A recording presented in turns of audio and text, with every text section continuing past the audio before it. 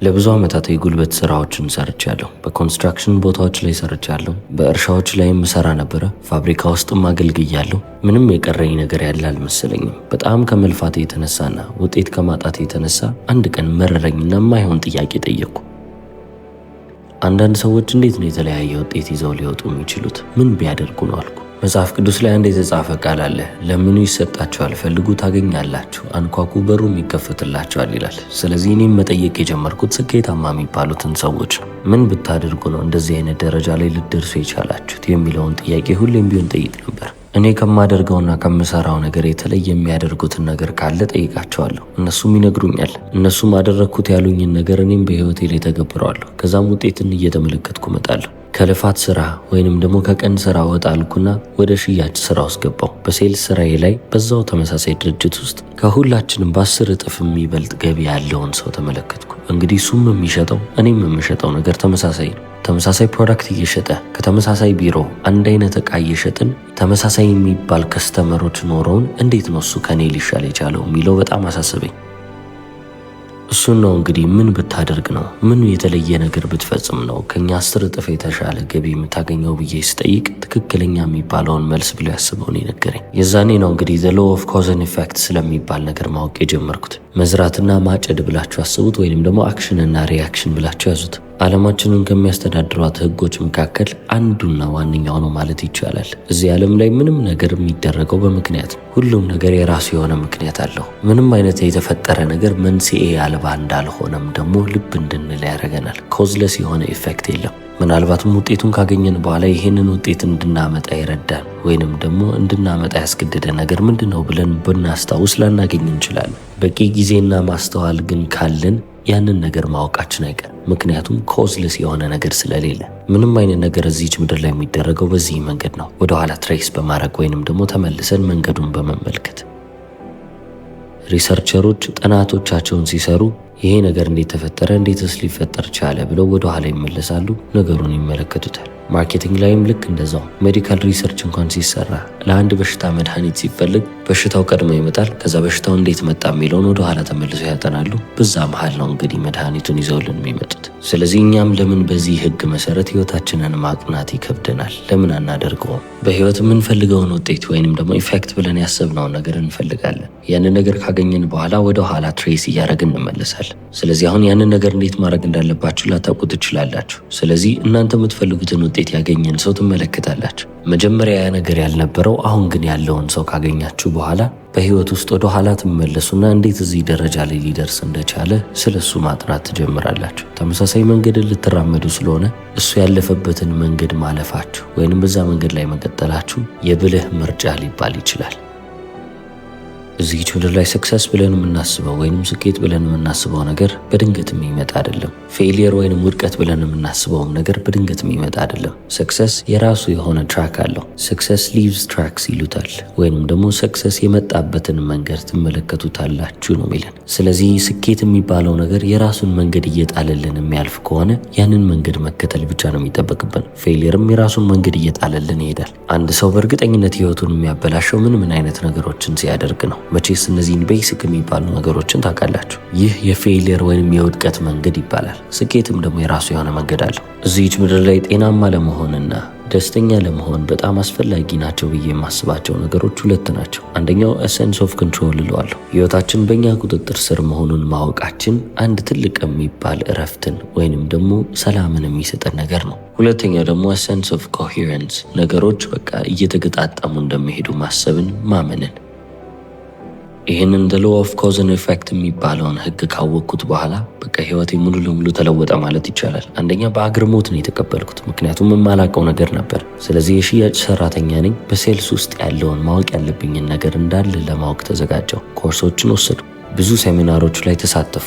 ከነዚህ ሁሉ ነገሮች የጠቀመኝ ምንድነው ካላችሁ የወሰድኩትን ነገር መተግበሬ ነው። የተማርኳቸውን ነገሮች ባልተከብር ኖሮ ምንም አይነት ጥቅም አላገኝባቸውም ነበረ። አሁንም ወደ ሴልስ ማኔጅመንት ውስጥ ስገባ ከፍ ያለ ቦታ ላይም ስገኝ መማሬን አላቆምኩም። አሁንም መጽሐፍቶችን እያነሳው ቁጭ ብዬ አነብ ነበር። ወደ ሪል ስቴት ቢዝነስ ውስጥም ስገባ ልክ እንደዚሁ ኮርሶችን ወስዳለሁ፣ እማራለሁ፣ አጠናለሁ። ወደ ማኒፋክቸሪንግም ስገባ ልክ እንደዚሁ ምንም አይነት ስራ ላይ መጀመሪያ ስሰማራ እንዴት ነው ይሄ ነገር የሚሰራው? እንዴትስ አድርጌ ነው በምርጥ መንገድ ልሰራው የምችለው? የምችለው የሚለውን ጥያቄ ሁሌም ቢሆን በተደጋጋሚ ያነሳል።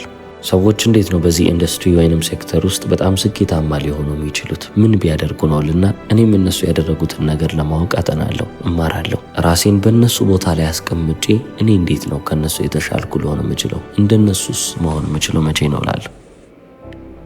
አንድ በጣም ታዋቂ አባባል አለ፣ ኔቸር ኢዝ ኒውትራል ይላሉ። ይህ ማለት ተፈጥሮ ጥሩም አይደለችም መጥፎም አይደለችም፣ በቃ መሀል ላይ ነች ማለት ነው። ይህ ማለት ተፈጥሮ ስለ እናንተ ምንም ግድ አይሰጣትም። ምንም ሁኑ ማንም ሁኑ አይመለከታትም። ለሁሉም ሰው እኩል ነች። ስለዚህ እዚች ምድር ላይ ስኬት እንፈልጋለሁ ካላችሁ እናንተ የተለያችሁ ሰዎች ስለሆናችሁ የተለየ ሬሲፒ ልታገኙ አትችሉም። ስኬትን የሚያመጣው በጣም የታወቀው መንገድ አለው። በዛ መንገድ ላይ ትቀጥላላችሁ። ራሳችሁን ሆናችሁ አዳዲስ ነገሮችን እየሞከራችሁ ፍርሃታችሁን አሸንፋችሁ ታልፋላችሁ። አይኔ የተለየው ነኝ እንደዚህ አይነት ሰው ነኝ ብላችሁ እንግዲህ ሬሲፒውን ልቀይር ካላችሁ የተለየ ውጤት ነው የምታመጡት። መቼስ ፓስታ መስራት ፈልጋለሁ ብላችሁ እኔ እንደሌላው ሰው አልሰራም ወይንም ሬሲፒውን አልከተልም ብላችሁ መኮሮኒውን አምጥታችሁ አትቀቅሉትም። ብትቀቅሉትም መኮሮኒ ነው እንጂ የሰራችሁት ፓስታ አይደለም። ምግቡን ማንም ይሁን ማን ይስራው ምንም ለውጥ የለውም። ኔቸር ወይንም ተፈጥሮ የምትባለዋ ነገር የምትፈልገው ትክክለኛ የሚባለውን ዲሽ ለመስራት ትክክለኛ የሚባለውን ሬሲፒ ማምጣትና በዛ መሰረት መሄድ ነው።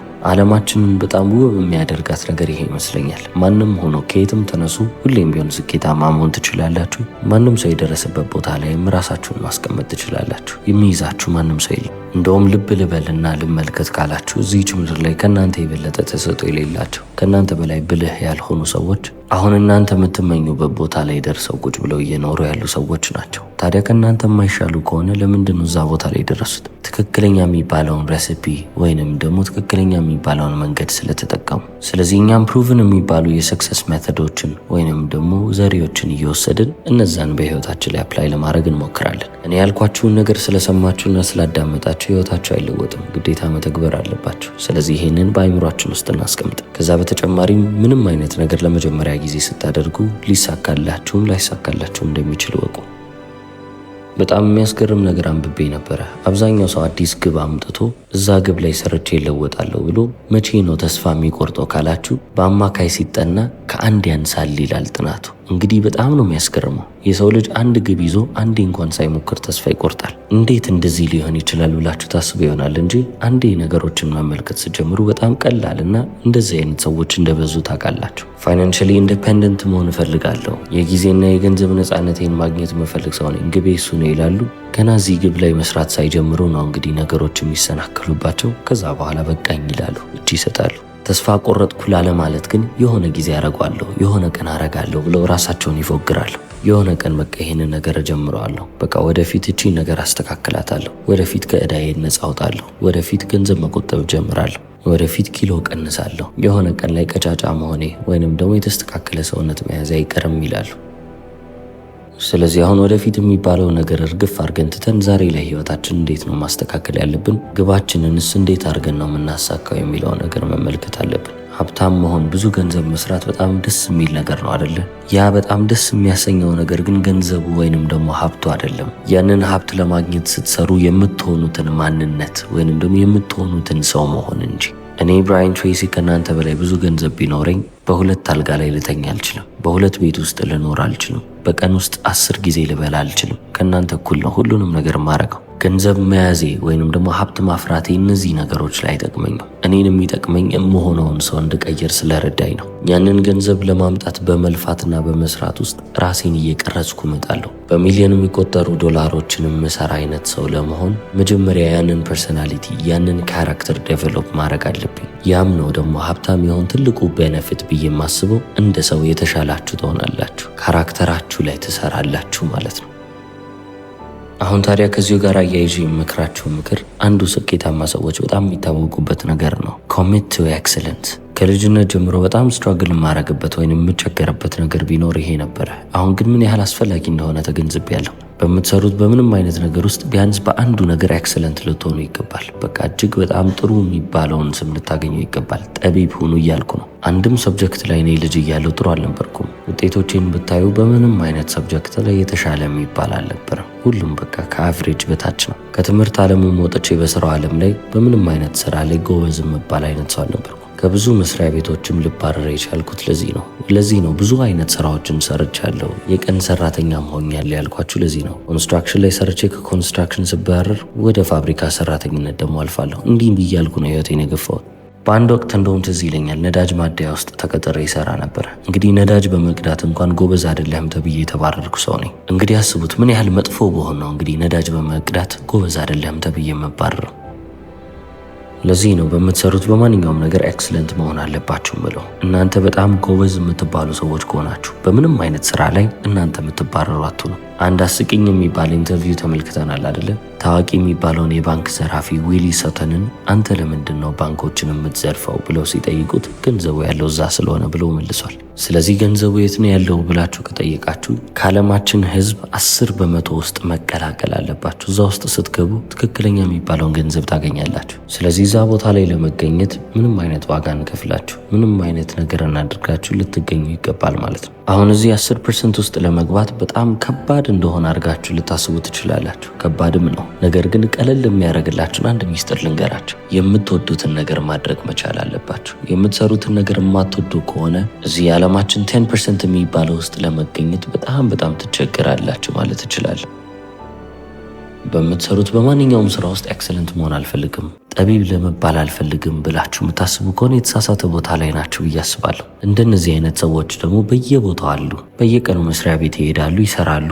ቤትም ከገቡ በኋላ ስለ ስራቸው ትንሽ ሊያስቡ ይችላሉ። ነገም ተነስቼ ደግሞ ያንን ስራ ሰራለሁ ብለው የሚኖሩ ናቸው። አሁን ታዲያ እንደዚህ አይነት ሰው የወደፊት ህይወት የሌለው ሰው ነው። ብሩህ የሆነ የወደፊት ህይወት ያለው ሰው እንደዚህ አይነት ህይወት አይኖርም። ስራችሁ ሊያጓጓችሁ ይገባል። ጠዋት እስክነሳ ድረስ ቸኩያለሁ ብላችሁ ልታስቡ ይገባል። የምትሰሩትን ስራ በሙሉ ልባችሁ ማትሰሩ ከሆነ፣ ከስራችሁ ጋር በፍቅር ወድቃችሁ ማትሰሩ ከሆነ ዝም ብላችሁ ጊዜ እየያዛችሁ ነው። ወይንም ደግሞ ጊዜ ከሚያልፍ ይህን ነገር ላድርግ እያላችሁ ነው። እዚህ ምድር ላይ ደግሞ ሁላችንም የጣት አሻራችን በጣም የተለያየ ነው። የሁሉም ሰው የጣት አሻራ የተለያየ ከሆነ ሁሉም ሰው የተለያየ ነገርን ለማድረግ እንደተፈጠረ ምልክትን አግኝተናል ማለት ነው። እዚህ ምድር ላይ የመጣችሁበት ምክንያት አለ። ዲዛይን የተደረጋችሁበትን መንገድ ይለያል። ስለዚህ ያንን መንገድ ፈልጋችሁ እወቁ።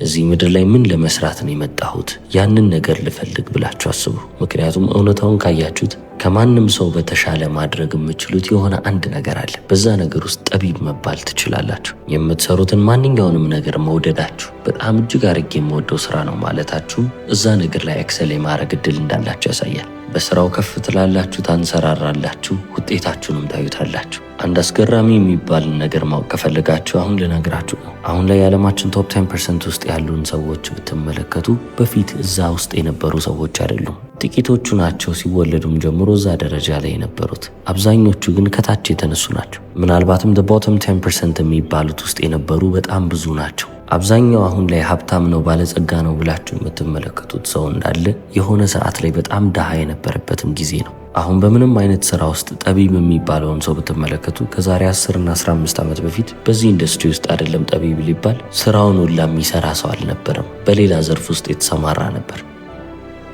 ታዲያ አሁን ይህ ማለት ምን ማለት ነው? if you're willing to pay the price ዋጋውን ለመክፈል ዝግጁ ከሆናችሁና ከፍላለሁም የምትሉ ከሆነ ወደዛ 10% መጠጋት የማትችሉበት ምንም አይነት ምክንያት የለም። 10% ውስጥም ራሳችሁን ታገኛላችሁ። ምን ካረጋችሁ? ዋጋ ከከፈላችሁ፣ በተጨማሪም ደግሞ ጠንክራችሁ ከሰራችሁ። ታዲያ የአብዛኛው ሰው ጥያቄ ምን ያህል ጊዜ ይፈጃል የሚለው ጥያቄ ነው። በሳምንታቶችና በወራቶች ጊዜ ውስጥ ይሳካላችኋል አልላችሁ። ምክንያቱም ያ ትክክለኛ እውነት አይደለም። በምንም አይነት ዘርፍ ውስጥ ማስተሪን አቺቭ ማድረግ የምትፈልጉ አይነት ሰዎች ከሆናችሁ በዛ ስራ ላይ ከ5 እስከ 7 ዓመት ልታጠፉ ይገባል። የዛኔ የስራው ማስተር ወይንም ደግሞ የስራው ጠቢብ ልትባሉ ትችላላችሁ፣ ኤክስፐርት እንደመባል። አሁን ታዲያ ከ5 እስከ 7 ዓመት በጣም ብዙ ነው። ይህንን ነገር ማስካረግ ድረስ በጣም ጊዜ ይሄድብኛል ብላችሁ ታስባላችሁ። ጊዜው ግን መሄዱ አይቀርም። ከዛሬ 5 ወይንም ደግሞ ከዛሬ 7 ዓመት በኋላ ዞሮ እናንተም እድሜያችሁ 5 ወይንም ደግሞ በ7 ዓመት ማደጉ ነው። ስለዚህ እድሜያችሁ እያደገ መቀጠሉ ላልቀረ ለምንድን ነው ጥሩ ህይወት ለመኖር የማትፈልጉት? ጥሩ ህይወት እየኖራችሁ